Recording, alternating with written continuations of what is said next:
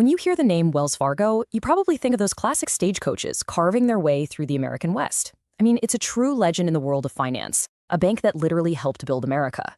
But this is also the story of how that very same company pulled off one of the biggest, most shocking frauds in modern banking, a scandal that almost destroyed them. So how does a legend like that become the bad guy in its own story? Well, let's get into it.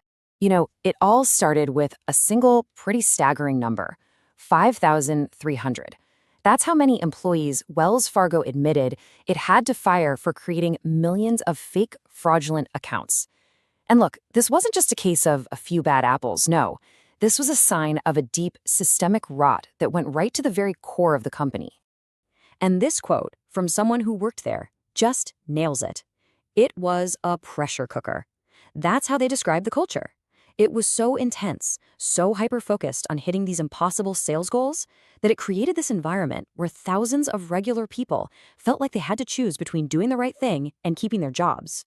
So the big question is, how did a bank with a 170-year reputation for being trustworthy end up betraying millions of its own customers? To really understand that, we have to rewind the clock, way back to the beginning, to a time when that trust was being forged in the absolute chaos of the American West. Yeah, it's kind of ironic because the company's origins couldn't be more different from the scandal that would nearly end it. Back then, this was an empire built on just two things: keeping your promises and, well, a pretty ruthless defense of what was theirs. All right, so picture this. It's 1850. Henry Wells and William Fargo are partners at American Express, and business is booming back east. But they see this absolutely massive opportunity out west with the California gold rush. The problem? Their board thinks it's way too risky. So what do these guys do? They basically go behind the board's back and secretly start a brand new company, Wells Fargo & Co., aimed right at all that gold rush money. Now think about it. You're in a pretty lawless place. How do you build trust? For Wells Fargo, the answer was simple: force. When bandits were bold enough to rob one of their stagecoaches, the company didn't just call the sheriff. No, they hunted those guys down themselves, got the gold back, and made a very public, very clear example of anyone who dared to mess with them. It was brutal, for sure, but it absolutely worked. Their reputation for being reliable became unshakable. And that reputation was tested again and again. They made it through the financial panic of 1855 because local folks actually trusted their branch managers. After the massive San Francisco earthquake of 1906, when the city was in ruins, they paid out every single depositor. And later, when the government basically took over their express business during World War I, they just pivoted and became a full-time bank. This was an institution that was built to last. So let's fast forward to the 20th century. That tough, resilient foundation starts to fuel a new, really powerful ambition, just unstoppable growth. This is when Wells Fargo starts its relentless march, transforming from a regional player into an absolute national behemoth.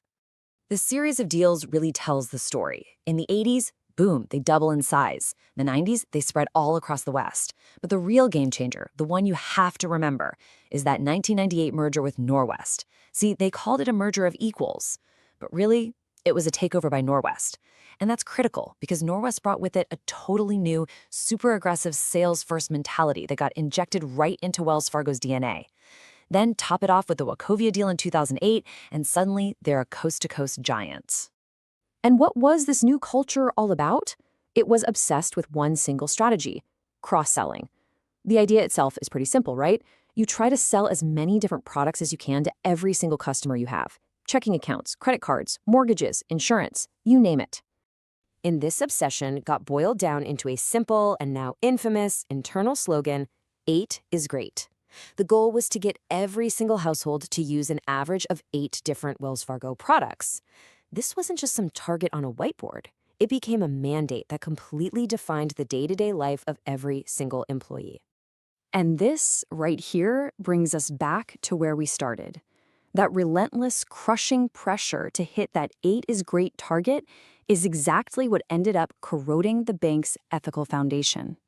Slowly at first, and then all at once, the drive for sales completely took over the mission of actually serving the customer. So how did they actually do it? Well, the mechanics of the fraud were shockingly simple. An employee, desperate to meet their quota, would just take a real customer's information and open a new account without their permission. To make it look legit, they'd secretly move a small amount of cash, maybe $25, from the customer's real account into the new fake one. Then they just forge a signature and create a simple PIN like 0000 to activate it. And just like that, another account was on the board.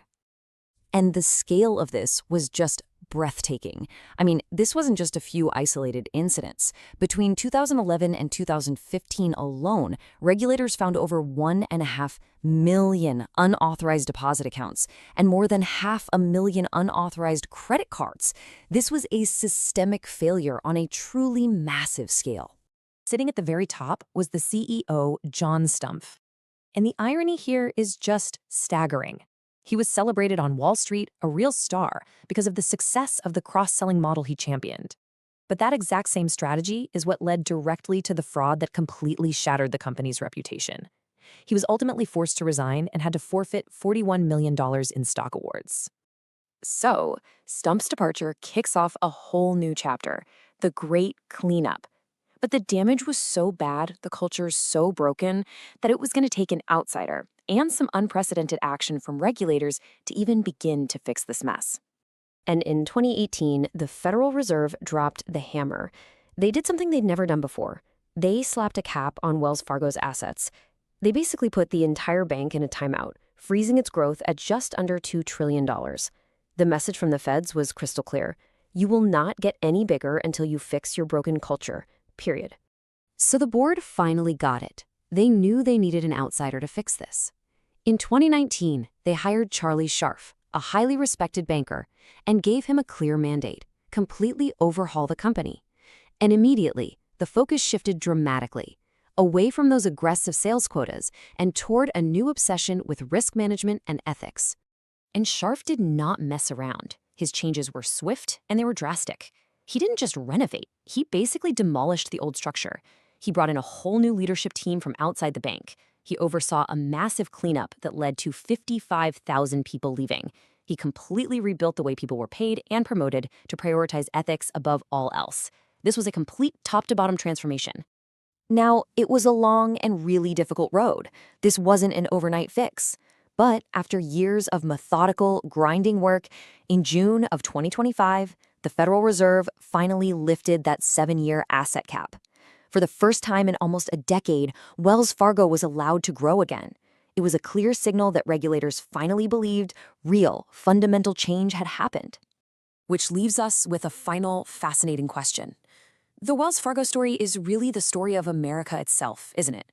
Full of ambition, expansion, then crisis, and finally, reinvention.